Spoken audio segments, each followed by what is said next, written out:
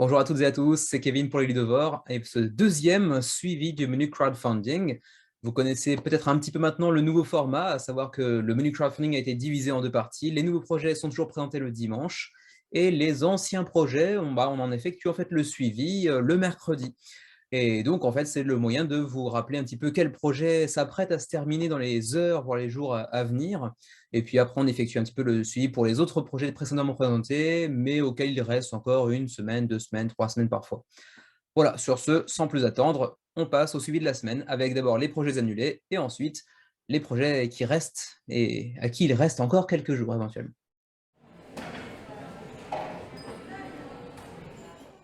Et on commence par Jiangnan, qui a été présenté samedi dernier, mais qui malheureusement, malgré un seuil de financement atteint, comme vous pouvez le voir, 21 500 $ sur 15 000 nécessaires, ça rejoint la troupe de ces nombreuses maintenant désormais campagnes financées, mais quand même annulées.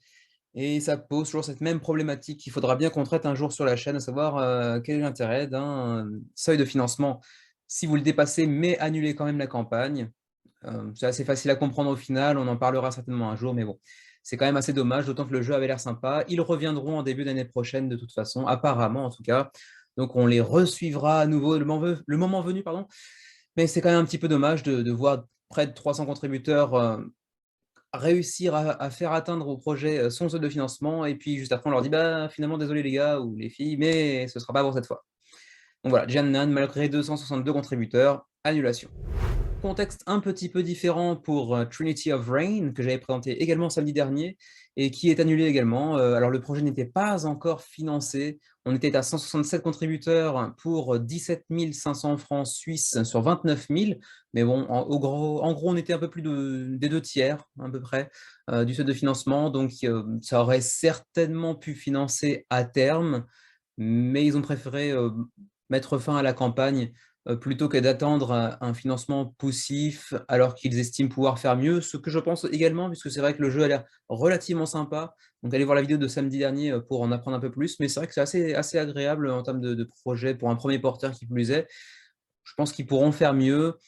Je ne m'attends pas non plus à un gros score quand ils reviendront, mais ne serait-ce que 600, 700, 800 personnes, ce serait déjà pas si mal, et c'était pas vraiment parti pour atteindre un chiffre aussi conséquent. Donc voilà, annulation également pour Trinity of Rain, malgré 167 contributeurs. Sur ce, on passe au suivi des projets encore actifs pour quelques heures encore, voire quelques jours.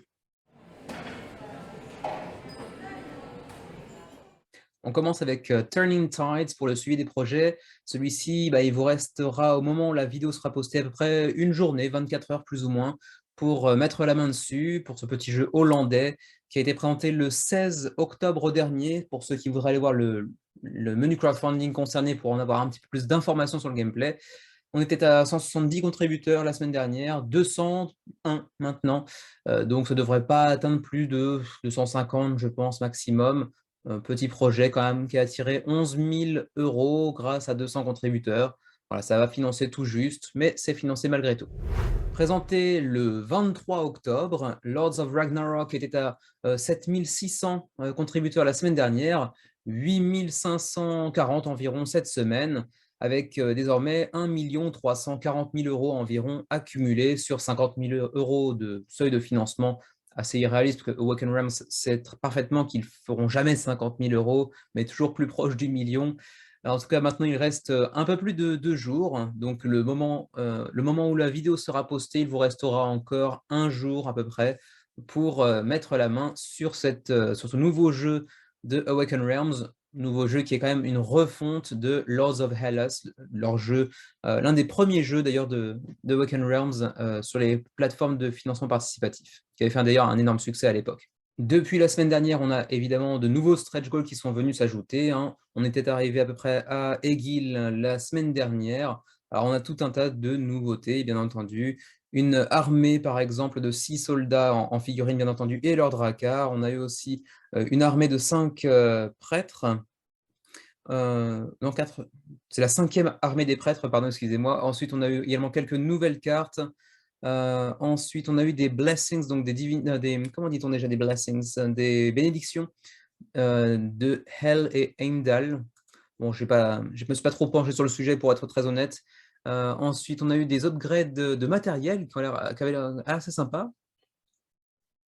Ensuite, on a eu des upgrades de matériel qui ont l'air assez sympas, notamment ici, des plateaux double épaisseur, donc ça, c'est quand même toujours très appréciable, ainsi qu'également du matériel pour un 5e joueur, donc le jeu sera potentiellement jouable jusqu'à 5 désormais. Est-ce que c'est forcément, un meilleur compte de joueurs pour y jouer que 3 ou 4? C'est pas forcément une certitude, mais ça offre toujours un petit peu plus de possibilités en termes de merchandising aussi, de pouvoir dire que son jeu est jouable jusqu'à 5 plutôt que de se limiter à 4, bien entendu. Ce qui veut pas dire en général que 5 c'est forcément un super nombre de joueurs.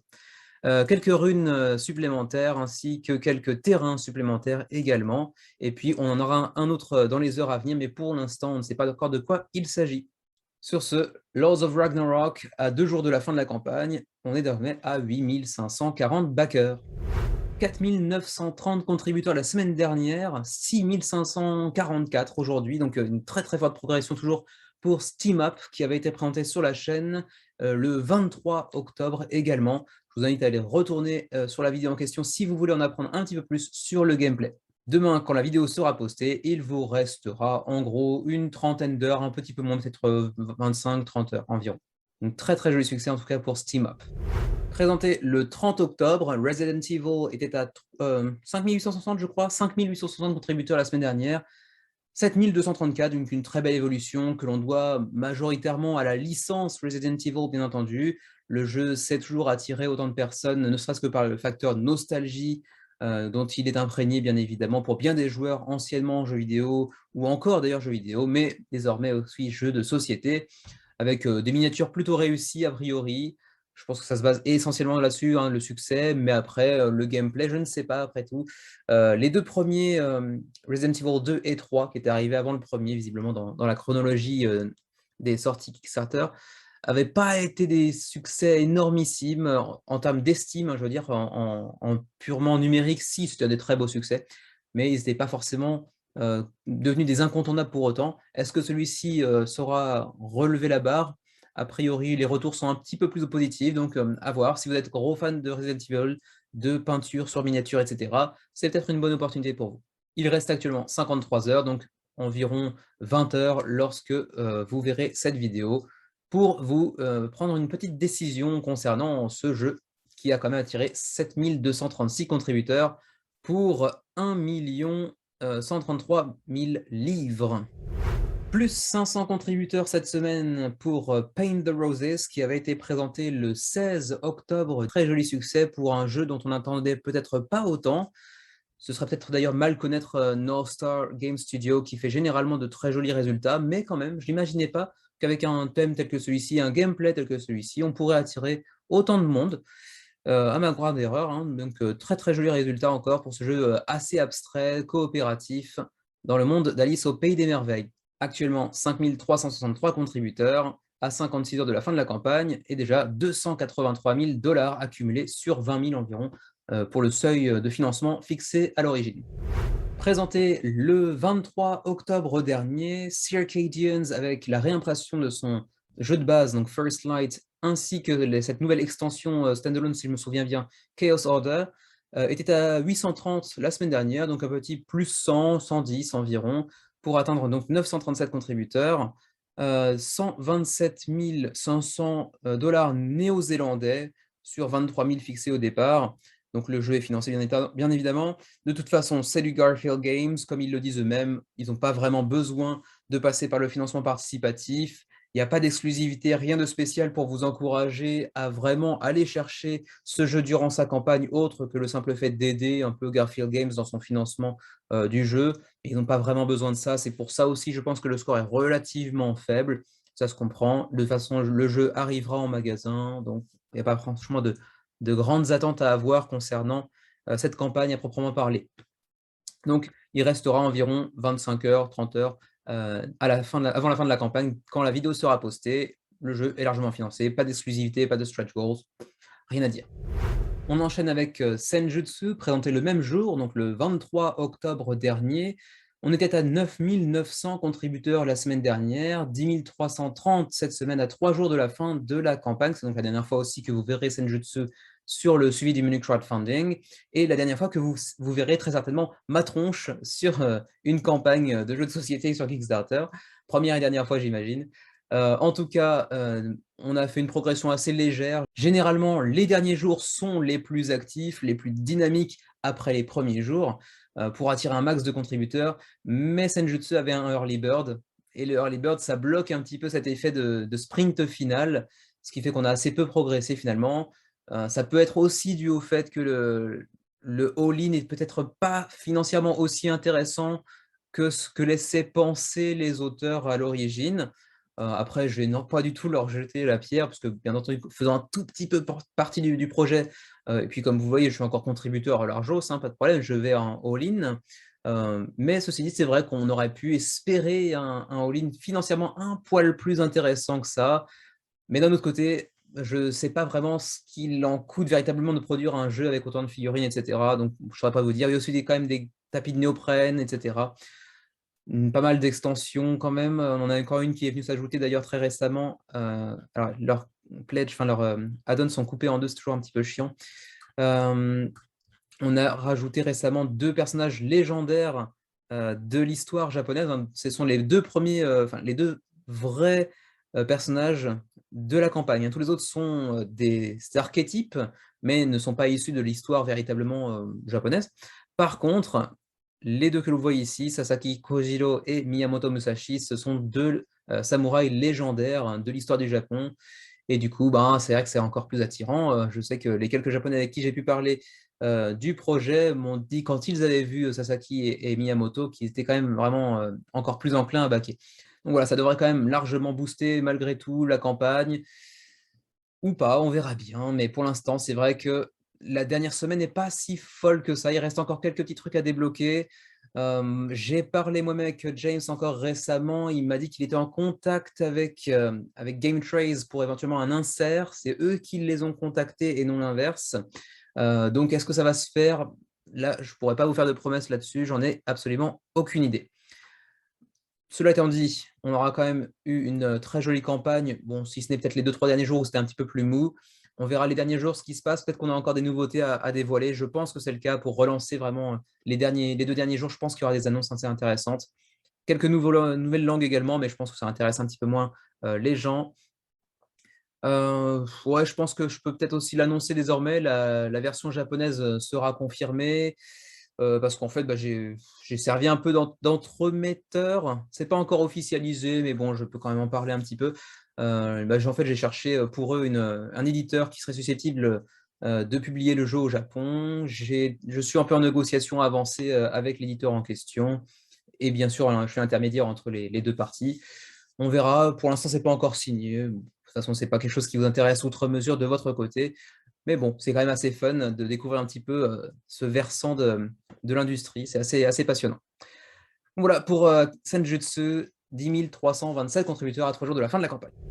Présenté très brièvement il y a 3-4 semaines, Chaos Fertile était à 110 la semaine dernière, 121 pour ce petit projet français qui n'est pas vraiment un jeu de société à proprement parler, mais plutôt un outil pour le développement de travail d'équipe, en gros, mais qui reprend un petit peu des illustrations un peu à la Dixit, en gros. Donc voilà, c'est financé, 121 contributeurs, rien de très spécial à dire. 14 200 la semaine dernière, 16 400 cette semaine, belle évolution, très belle évolution, même pour Marvel Dice Throne, même si ça pique toujours un peu la bouche de devoir dire Marvel avant Dice Throne. Comme Xavier l'a dit récemment dans une vidéo, j'aurais plutôt été enclin à dire Dice Throne Marvel pour garder quand même Dice Throne comme facteur prépondérant de l'acte d'achat, entre guillemets. Mais ils ont préféré mettre Marvel d'avant, ça vend peut-être un peu plus, peut-être même qu'on leur a demandé de le faire du côté de Marvel, c'est possible aussi. En tout cas, très joli succès, bon, c'était escompté, pas de surprise. On est déjà à 1 700 000 dollars sur 100 000 de seuil de financement. Bon, c'était attendu. Il reste 5 jours, donc c'est également la dernière fois que vous le verrez sur le suivi menu crowdfunding. Ça devrait atteindre les, peut-être pas 20 000, mais pas très loin, je pense, hein, 19 000 peut-être, ce qui est quand même un énorme score, bravo encore à eux, même si moi, je n'en serais pas malgré mon fanboyisme de Dice Throne, parce que Marvel, ça ne m'attire pas. Présenté le 23 octobre dernier, Caral était à 690 contributeurs la semaine dernière, plus 180 pour atteindre 870 contributeurs à une semaine de la fin de la campagne. Donc pas sûr de le revoir la semaine prochaine parce que je pense que ce sera un petit peu trop tard pour vraiment l'inclure en fait, dans l'émission de la semaine prochaine. Donc attention, c'est la dernière fois que vous le verrez. Il vous reste à peu près une semaine pour aller chercher ce jeu de l'auteur quand même de Carcassonne, ce qui est pas rien, qui fait, compte tenu de son nom, quand même un assez petit score, mais il faut dire que le jeu dans cette version Deluxe, la version magasin sera un petit peu moins matériellement solide, disons, un peu moins intéressante visuellement parlant en termes de matériel que cette édition Deluxe qui est réservée, elle, à Kickstarter. Et du coup, celle de Kickstarter coûte assez cher pour un jeu de ce type-là malgré tout. Donc 870 contributeurs et actuellement 54 500 €, donc largement financé. Également présenté le 23 octobre dernier, on était à 1850 la semaine dernière, donc plus 170 pour atteindre 2021, comme l'année d'ailleurs actuelle, pour For Glory, ce jeu de confrontation, de deck building pour 1 à 4 joueurs désormais grâce à l'extension. C'était d'abord 1 à 2 en confrontation, mais désormais 1 à 4. Très joli résultat, encore bien meilleur que le jeu de base sur Kickstarter. Il me tente toujours autant, je me tâte un petit peu, les dépenses de Noël arrivent bien évidemment, mais c'est vrai qu'il a l'air très très très tentant et il a une très très belle réputation derrière lui de jeu de deck building excellent, de jeu de gladiateur comme on n'en a pas encore vraiment vu et vraiment de ce point de vue-là, c'est très attrayant. Donc on verra bien, mais je risque d'en être quand même, on verra. Donc 2021 contributeurs à 7 jours de la fin de la campagne et actuellement 124 000 $ déjà engrangés dans la campagne. Toujours présenté le 23 octobre dernier, Dutch Resistance était à 375 contributeurs la semaine dernière, 454 cette semaine. Cette fois, par contre, vous verrez encore le projet la semaine prochaine, vraisemblablement, puisqu'il reste plus d'une semaine avant la fin de la campagne pour aller mettre la main sur Orange Shall Overcome Dutch Resistance. 1060 contributeurs la semaine dernière, 1277 cette semaine pour ce jeu présenté si je ne me trompe pas, le 30 octobre dernier, Power Plants, donc le nouveau jeu de KTBG, donc Kids Table Board Gaming, avec ses règles adaptables pour jouer en famille avec les plus jeunes ou sans les jeunes avec des règles un tout petit peu plus complexes que l'on peut retirer donc selon le public. Donc encore un assez joli succès pour KTBG, même si c'est quand même assez en deçà des deux précédents projets, notamment Fossilis ou Creature Comforts, qui avait fait des énormes succès. Et là, bon, Power Plants, c'est un peu moins bon, mais ça risque quand même d'atteindre 1500, 1800 contributeurs d'ici la fin de la campagne quand même. En tout cas, à l'heure actuelle, 73 000 $ canadiens sur 40 000 nécessaires. C'est déjà pas si mal. Encore présenté le 30 octobre dernier, c'était un petit peu l'énigme pour moi. Je ne comprends pas très bien le succès de ce jeu, si ce n'est que ça vient de deux personnes relativement célèbres, en tout cas outre-Atlantique. On était à 1300 contributeurs la semaine dernière, 1725 cette semaine, à 9 jours de la fin de la campagne. Ça va franchir les 2500 assez aisément, et j'avoue que je ne comprends pas très bien comment. On était la semaine dernière à 1050 contributeurs, 1267 désormais pour City of the Great Machine. Plutôt joli résultat du côté de Crowd Games. Leur plus gros résultat d'ailleurs, je crois, à ce jour, pour un jeu qui m'attire toujours autant, hein, le jeu de 1 contre tous, mais avec un mode solo également, avec une direction artistique qui m'attire vraiment beaucoup, dans cette atmosphère steampunk qui, moi, me séduit toujours autant, mais malgré tout, je ne pense pas en être cette fois-ci. Il y a quand même beaucoup trop de jeux en même temps qui m'intéressent. Même s'il reste 10 jours, je ne pense pas y aller, mais ce n'est pas faute de vouloir y aller. Donc actuellement, 1267 contributeurs avec près de 100 000 $ engrangés sur 23 000 nécessaires. Il vous reste un peu plus d'une semaine pour vous décider. Présenté le 30 octobre, Damnation était à 830 contributeurs la semaine dernière, 948 cette semaine, pour ce jeu très gothique, très sombre, de tous contre tous. On va se maraver la tronche dans le manoir de Dracula et on pourra potentiellement prendre la forme de Dracula pendant quelques tours également. À 12 jours de la fin de la campagne, vous le reverrez de toute façon la semaine prochaine. Joli petit résultat, le jeu est largement financé avec 50 000 livres sur un seuil de financement ridicule de 2000 livres à la base, qui aurait forcément abouti à une annulation, encore une fois, mais bon, de toute façon, ça ne s'est pas passé comme ça, fort heureusement pour eux.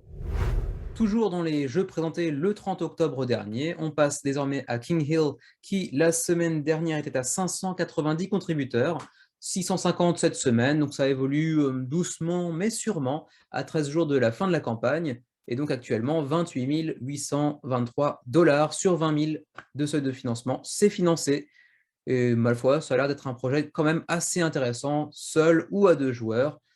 Reste à voir si ça pourrait vous tenter et si la direction artistique peut vous attirer également, ce qui n'est pas forcément le cas de tout le monde, je pense. 1200 la semaine dernière, 1650 cette semaine pour Hanami Koji et ce standalone Geisha's Road, qui ne provient pas des mêmes auteurs que le Hanami Koji originel, mais qui reprend l'univers et pas mal de mécanismes du jeu d'origine, mais pour le rendre un tout petit peu plus gamer, disons, un petit peu plus complexe, mais un petit peu plus attrayant également, parce que ça renouvelle quand même un petit peu le genre. 15 stretch goals déjà débloqués également. D'ailleurs, si vous allez les voir, il s'agit essentiellement de cartes promo qui n'ont pas un grand intérêt en termes de gameplay, mais il y a aussi comment dirais-je, une surcouche sur les boîtes. Vous pouvez mettre les boîtes dans une sorte de couverture amovible. Il y a aussi également de nouveaux items un petit peu qui viennent s'ajouter quand même. Un invité spatial dont on ignore l'identité pour l'instant. On aura aussi une nouvelle carte d'item Rainbow, par exemple. Encore un invité, encore un autre invité ici, mais bon, les invités, pour l'instant, c'est juste un mécanisme supplémentaire qui n'était pas dans le jeu de base. Mais est-ce que ça a vraiment un grand intérêt d'avoir des invités supplémentaires? Est-ce que c'est pas juste un artwork différent? Là-dessus, je ne saurais pas dire. Il y a aussi un petit fluff qui vient s'ajouter avec l'historique de chacune des geishas évoquées dans le jeu. Mais bon, c'est juste du fluff. Ça n'a pas grande importance en termes de gameplay. Voilà pour Hanami Koji, très joli succès. Je ne pensais pas que ça ferait autant, parce que de toute façon, on le retrouvera dans le commerce, quoi qu'il arrive.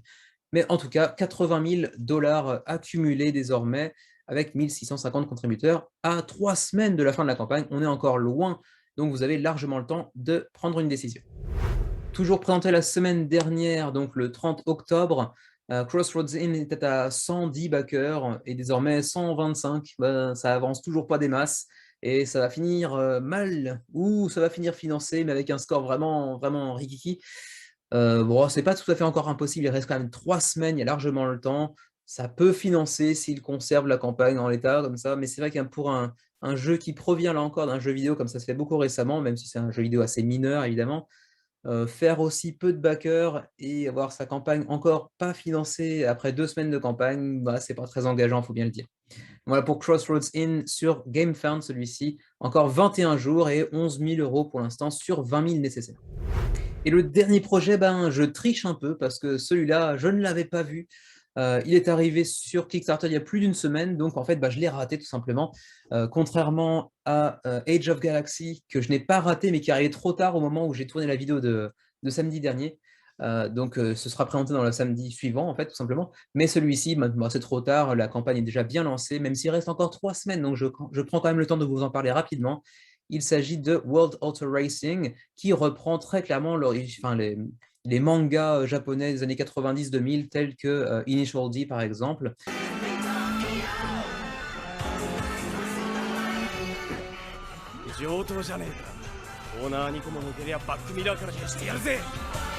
À savoir un jeu de bagnole où ça va drifter dans tous les sens, dans la montagne ou dans les rues, par exemple. C'est vraiment, d'ailleurs, vous le voyez ici avec les onomatopées japonaises qui viennent s'incruster dans la campagne. C'est très orienté Initial D pour ceux qui connaissent. Donc, bon, à vous de voir si ça peut vous tenter. C'est de la gestion de main, j'ai l'impression. Je ne me suis pas trop aventuré non plus dans la campagne. Il y aura certainement plus de matériel à venir au fur et à mesure. Donc ce sera bien évidemment un jeu de course avec également une petite portion de sabotage. Donc il y aura un petit peu de Take That aussi qui viendra s'inclure aux parties. Donc ma foi, si vous êtes fan d'Initial D ou de ce genre d'œuvre manga, animé, etc., ça devrait pouvoir vous plaire. On peut acquérir de nouveaux moteurs, on peut acheter de nouvelles cartes de voitures, etc. Diverses courses également, bien entendu. On aura également différents mécanos, différents coureurs, j'imagine, qui auront chacun des spécificités et des capacités particulières. Donc ça risque d'être assez fun. Je pense que ça reprend vraiment tellement l'ambiance de Initial D pour les connaisseurs, que si vous en êtes, ça devrait quand même vous satisfaire. Rien que pour ça, je pense que ça va être très immersif. Après, j'ai aucune idée de la qualité réelle du jeu. Là, par contre, je ne peux pas vous en parler, je ne saurais pas vous dire. Mais c'est vrai que pour ceux qui sont fans du genre, ça devrait être assez fun, même si je trouve l'esthétique pas génial du tout.